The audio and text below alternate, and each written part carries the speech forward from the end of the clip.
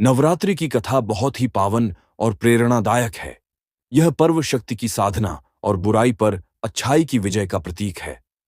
प्राचीन काल में महिषासुर नामक एक असुर था, जिसने कठोर तपस्या करके भगवान ब्रह्मा से वरदान प्राप्त किया था कि कोई देवता, दानव या मनुष्य उसका वध नहीं कर पाएगा।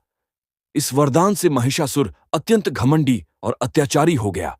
उसने तीनों लोकों पर अपना अधिकार जमा लिया, स्वर्ग पर आक्रमण कर देवताओं को पराजित कर दिया और स्वयं इंद्रासन पर बैठ गया। उसकी शक्ति के आगे सभी देवता असहाय हो गए। तब सभी देवता ब्रह्मा, विष्णु और महेश के पास पहुंचे।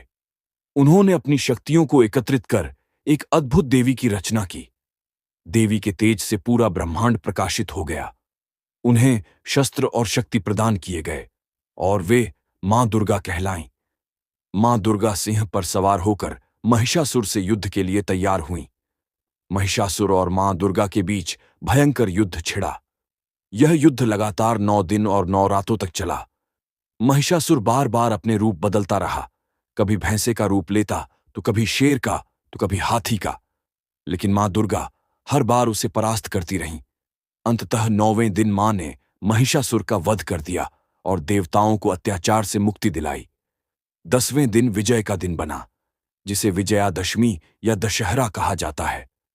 नवरात्रि के 9 दिनों में देवी के 9 रूपों की पूजा की जाती है। पहले दिन मां शैलपुत्री, दूसरे दिन मां ब्रह्मचारिणी, तीसरे दिन मां चंद्रघंटा, चौथे दिन मां कूष्मांडा, 5वें दिन मां स्कंद माता, छठे दिन मां कात्यायनी, 7वें दिन मां कालरात्रि, 8वें दिन मां महागौरी और 9वें दिन मां सिद्धिदात्री की पूजा होती है। हर रूप की अपनी विशेष महिमा और महत्व है। भक्त इन 9 दिनों तक व्रत, उपवास, भजन, कीर्तन और गरबा, डांडिया जैसे आयोजन करते हैं। नवरात्रि का पर्व यह संदेश देता है कि चाहे बुराई कितनी भी शक्तिशाली क्यों ना हो, अंततः विजय अच्छाई और धर्म की ही होती है। इसलिए नवरात्रि को शक्ति की साधना, आत्मबल वृद्धि और सकारात्मक ऊर्जा प्राप्त करने का श्रेष्ठ समय माना जाता है।